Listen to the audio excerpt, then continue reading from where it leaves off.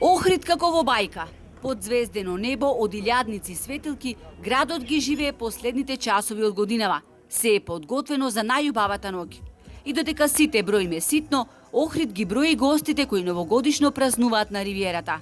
Убавото време го наполни шеталиштето, а во препознатлива празнична врева врие плоштадот и чаршијата. Најбројни се гостите од обкружувањето.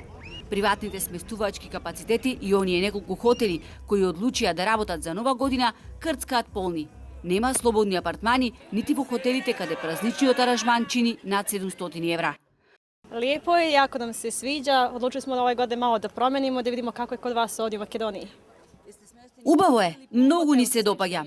Одлучивме оваа година малку да промениме, да видиме како е кај вас овде во Македонија. Не ни беше висока цената на аранжманот, поволно е, со оглед на тоа што е организиран и дочекот.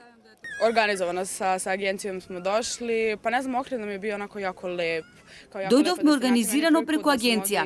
Гледав фотографии и Охрид ми се виде многу убав. И навистина е така. Ќе останеме 4-5 дена, а вечер ќе се журкаме во ноќен клуб. Hangar, je li tako? Hangar. Tamo idemo, tamo nam je organizovana žurka. Pa zbog parti putovanja, jer je jako zanimljivo i najbolji izbor za Novu godinu. Ова е многу интересно патување и најдобар избор за нова година. Многу е убаво. Ова беше наевтина опција во однос на другите европски градови. Последнава деценија интересот за новогодишно празнување во Охрид е голем. Во однос на останатите центри на Балканот, нашата туристичка мека станува ефтина дестинација. Тријат раце туристичките водичи. Мислам дека немат водич, што немат група овие деној. Така да овие сме презафатени сиве деној до 3, некој до 5 останвет.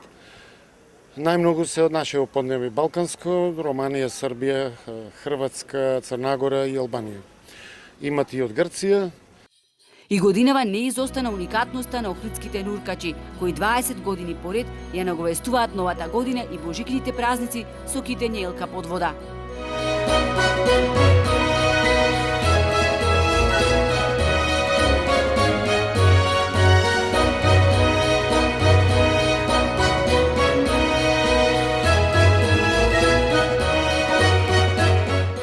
На гостите нема да им недостига забава. На градскиот плоштад во преубавиот езерски амбиент во новата 2023 година ќе не внесат Петар Нечовски, Ѓоко Таневски, Евто Попиневски, потоа Миле Кузмановски и ред други естрадни уметници.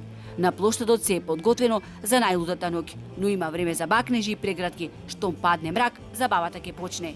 Инаку новогодишната програма започна напладне со настап на фолклорни ансамбли, мюзикал и театарска представа за најмладите.